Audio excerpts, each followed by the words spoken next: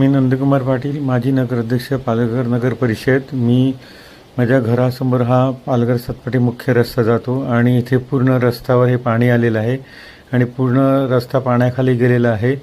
तरी इथून धनसारकडे जाणारे लोक, शिरगाव सातपाटीकडे जाणाऱ्या लोकांनी प्रवास टाळावा आणि प्रशासनाने पण याची दखल घ्यावी आणि इथून वाहतूकला थांबवण्यात यावे, जेणेकरून ह्या पाण्याखाली रस्ता गेल्यामुळे वाहनं, सायकल, टू व्हीलर वगैरे, फोर व्हीलर जाताना रस्ता दिसत नाही, तर खड्डे वगैरे आणि चिखल वगैरे पावसाळ्यात रोडवर आलेला असतो आणि अपघात होण्याची शक्यता नाकारता येत नाही। तरी आपण सर्वांनी ह्या रस्त्यानं जाताना काळजी घ्यावी आणि शक्यतो प्रवास टाळावा।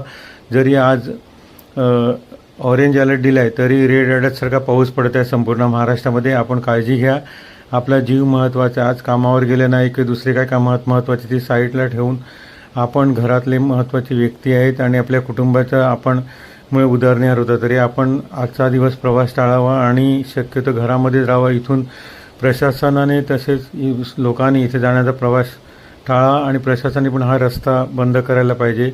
बघा पाऊस आणि रस्ता किती पाण्याखाली गेला आहे तो।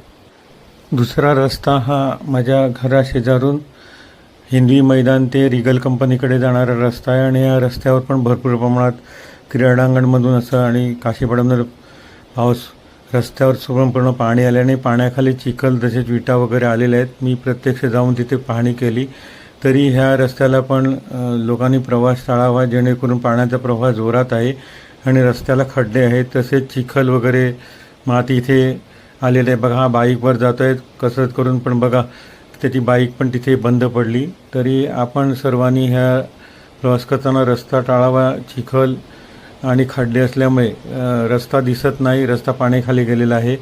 तरी आपल्याला सर्वांनी ह्या रस्त्याला जाऊ नये आणि आपण सर्वांनी काळजी घ्यावी, म्हणून हा व्हिडिओ बनवून मी आपल्याला सर्वांना पाठवत आहे।